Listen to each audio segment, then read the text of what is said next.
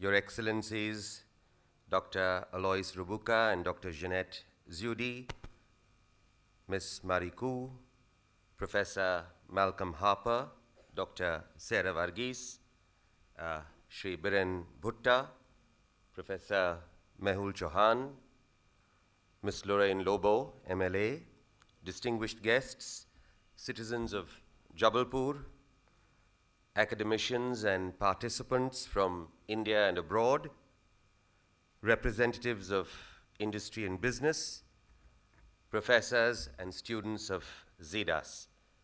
It is not just a pleasure, but a privilege to be here at XIDAS because, as Father Ranjit pointed out, I myself am a Jesuit product, and I don't know whether they are proud of me, but I certainly am proud of them.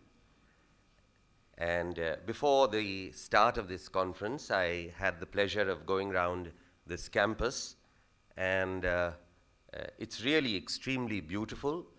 I was so happy to see its facilities because even before coming here, I knew that XIDAS is one of our finest institutions in the state, of which we in Madhya Pradesh are extremely proud.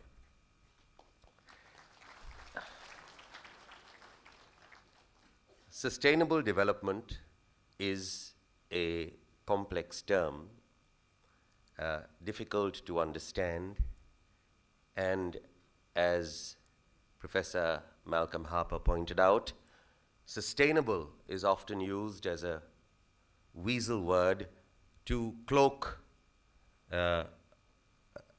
a whole lot of inefficiencies in a policy or a project that may or may not meet sustainable ends. It is the very complexity of this term that makes it difficult to judge what sustainable development really is. Dr. Varghese, in her presentation, gave us the classic definition of sustainable development: development that meets the needs of the present without compromising the ability of future generations to meet their own needs. That is the classic definition. But what does it come down to? It comes down to the fact that, in other words, our developmental interventions should not exert pressure on the environment beyond a certain point, beyond what is called the carrying capacity of any system. Now, the fact is that all development always exerts pressure on the environment. You can't help it. Right from the time our earliest ancestors emerged from their caves and began building towns and cities, they exerted pressure on the environment. They cut down trees, they leveled land. But what makes things so different today?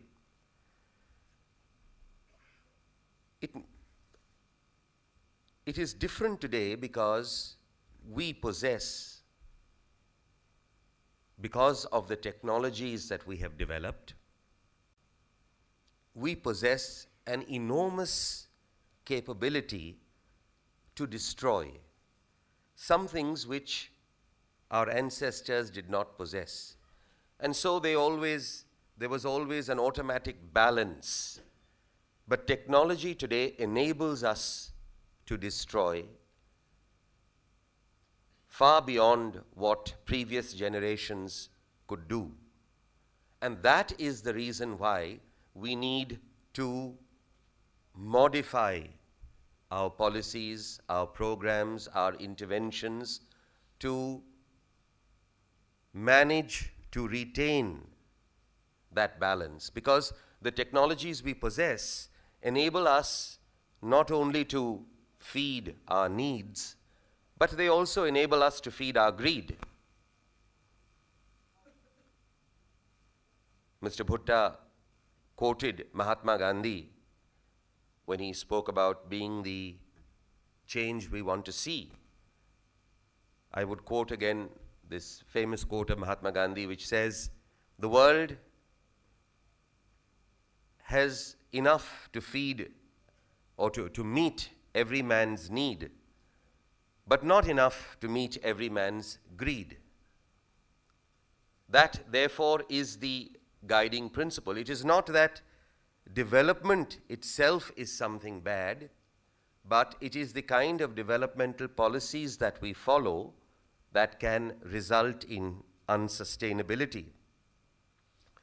The need, of course, to conserve the environment is because we don't know everything. Much as we would like to imagine, we don't know everything. We don't understand everything. And that will always be the case. And because we don't understand and know everything now, we can't simply destroy irresponsibly. We need to be responsible. Of course, as someone who is engaged in administration and government, I am always concerned with how we should work out our strategies for development. But I would imagine the same would apply to everybody, even outside government, in industry, to NGOs, to academicians. And I would think that in the first place, it is important in whatever we do not to sharpen the divide between environment and development. We should not present them as two mutually exclusive alternatives, either conserving the environment or having economic and social development. But we need to place these as twin goals to be pursued together. Environmental conservation and economic development are not put together a zero-sum game. Of course, this is easier said than done. But if we treat this as our guiding principle, this will require much more thought, much more effort, both in designing policies and projects and in implementing them. But this is required to be done. We, of course, need to dig beneath the surface. And of course, by this I don't mean that we need to do more mining. We need to actually have a paradigm shift in our own thinking. We must first understand that human beings cannot be expected to live in deprivation and poverty for the general good of mankind. You can ask a person to die for his country, and you can expect him to die for his country. But you can't expect him and his family to condemn themselves to eternal poverty because other sections of the country need to live in comfort. That is something which is not possible. I mean, even if we look at, just to give you one small example of what I mean, you look at the issue of population, which in India we struggled with. I remember when I was in school, when I was in college, and all kinds of discussions used to be held and arguments at various seminars, and everything came down to our rapidly growing population in the 60s, in the 70s. And we thought, and it was a problem. Our population was just growing. Because we were at that cusp where we had introduced some level of healthcare and longevity increased, but yet nothing else was. And the pressures on the environment and the pressures on all the public services were huge. And again, everything that a population requires naturally increased. And everyone at every conference, one came down to the fact that, no, we need to control our population. That is the one point, and everything else in India will get solved if our population is controlled. And then you had medical interventions, regulatory interventions, which reached their apex during the emergency between 75 and 77, with forced sterilizations. Then after the emergency, that stopped, but there were still programs saying, giving, all kinds of targets, and nothing worked.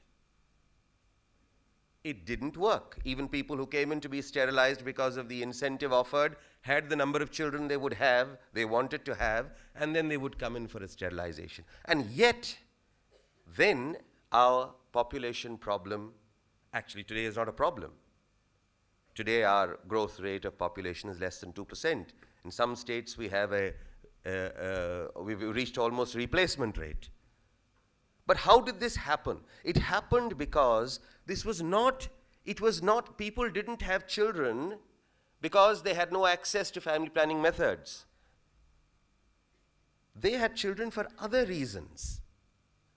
And it is those reasons that we needed to tackle. They had children because we had no social security system.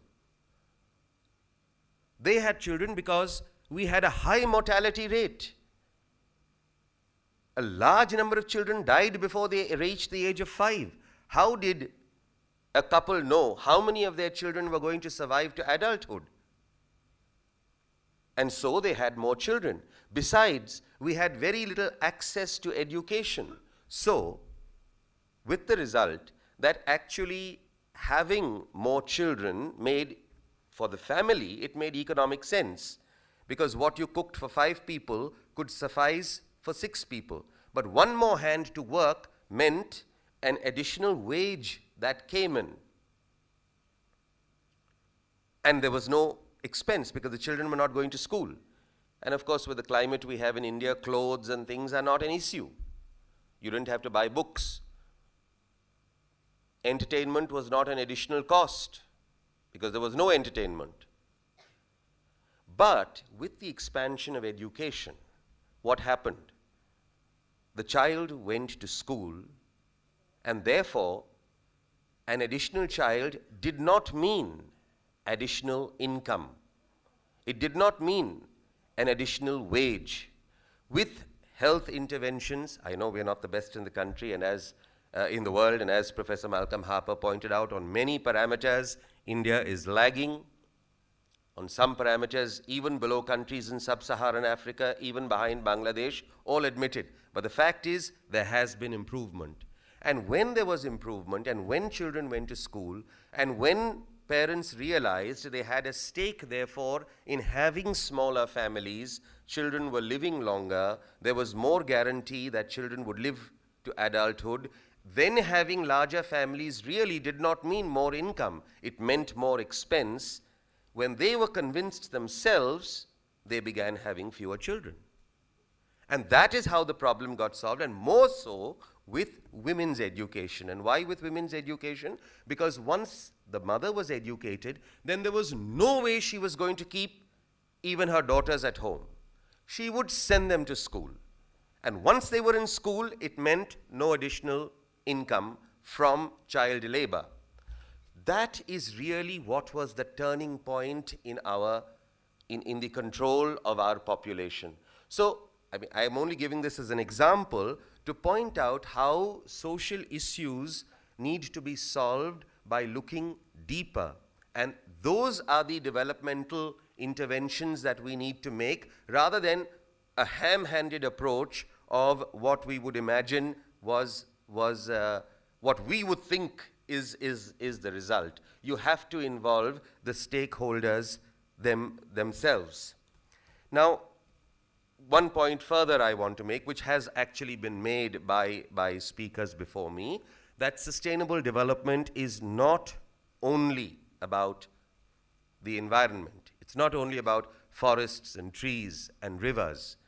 Sustainable development is really about people.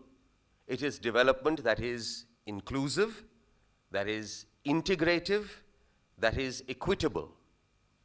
Equitable between people, equitable between genders, equitable between castes, communities, equitable between regions, and, as was pointed out by Dr. Varghese, equitable between people with disabilities and those without disabilities.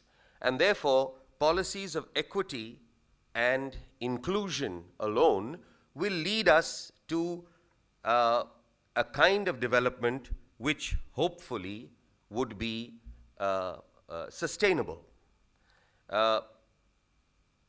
40 years ago, when Indira Gandhi attended a conference in Stockholm organized by Gro Brundtland then, the precursor to all these environmental conferences that then the world went into, Indira Gandhi said, poverty is the biggest polluter. It was quite a revolutionary statement at the time. I'm talking about the late 70s. It was a revolutionary statement at the time, but unfortunately, that statement has been misunderstood by many to mean that poor people are the biggest polluters, whereas the truth actually is quite the contrary, and as came out in what previous speakers have said. It is actually rich people who are bigger polluters. I mean, yes, poor people live in slums, and those slums can be aesthetically offensive, and they can be hell for the people who actually live in those slums. But they're not really polluting the environment. It is rich people who have their appliances, everything works on electricity, they use a much higher level of per capita electricity, energy, which is resulting in the burning of coal. They live in houses that require stone to be mined, that require steel to be mined. They have furniture in their house made of teak wood. So really, it is rich people who are putting the pressure on the environment, and I'm talking within our own country, within India. I'm not talking about rich countries, and that's another argument that one has in international fora, but within our own country, it is those who are rich who put a far greater pressure on the environment than poor people. So really, how do we try and understand what Mrs. Gandhi said when she said poverty is the biggest polluter? I would understand it, I choose to understand it as when she meant that it is poor countries and poor people who don't have the technology that they need, the appropriate technology that they need in order to tackle their problems. And when you don't have the appropriate technology, as I said, people can't be expected to live in poverty and deprivation for all their lives. Then they will use technologies that are inefficient, which then in turn put pressure on the environment. So this really is something which is important, and I'm at an international level, of course, there's one important thing for transfer of technology, but I am talking even within countries, within societies, within our own country. It is where we need, and here is where we can, utilize all the resources we have at the level of government, at the level of industry, in order to develop innovative technologies, appropriate technologies, and see that these technologies reach the people who need them, which include skill development, again, appropriate skill development. You can't just have any kind of skill development. I remember when we used to work in the districts 25 years ago, and we had the IRDP, which was then called the Integrated Rural Development Program, and then, there were just targets. Of course, the intention was all very good. You gave Professor Harper is the specialist in microfinance, but I'm talking about now the 1980s, late 70s, when you gave a loan, small loan to a person in some village to start some small business, and you expected then that he would be successful, maybe a cycle repair shop, but then you just distributed targets, and that poor guy struggled, managed to make his business okay, and then you financed 8 people in the same village for cycle repair shops, when there were probably only 6 cycles in the entire village. So everybody then completely, everything became unviable. So things have to be thought out. The skills that we give people have to be appropriate to what they need, and we need to be consulting them deeper in order to do this, whether they are for renewable energy, whether they are for whatever. In my stint with the UNIDO, I had the privilege of working in many countries of West Africa, in Côte d'Ivoire, Niger, Mali, Nigeria, also in East Africa, in Sudan, in Kenya, Tanzania, Madam, in Ethiopia too. It was my privilege to travel and work, and we had a project relating to the industrial uses of bamboo there. But everywhere the effort should be to actually transfer technology that is appropriate, and to have and to give skills to people, the kind of skills that they require. This is what we are trying to do through our various programs in Madhya Pradesh. Clearly, we haven't yet reached where we want to reach, but this is our attempt, at least in Madhya Pradesh. If there's one thing, I'll just conclude with a thought that I want to leave you with. If there's one thing that nature really teaches us, it is to seek balance, to seek equilibrium. Because the absence of equilibrium is chaos. I mean, whether you look at planets or galaxies,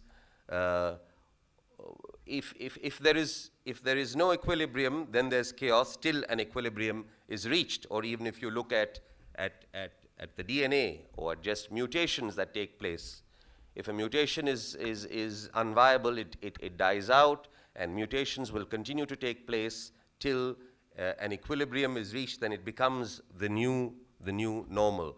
So in all things we need to seek balance.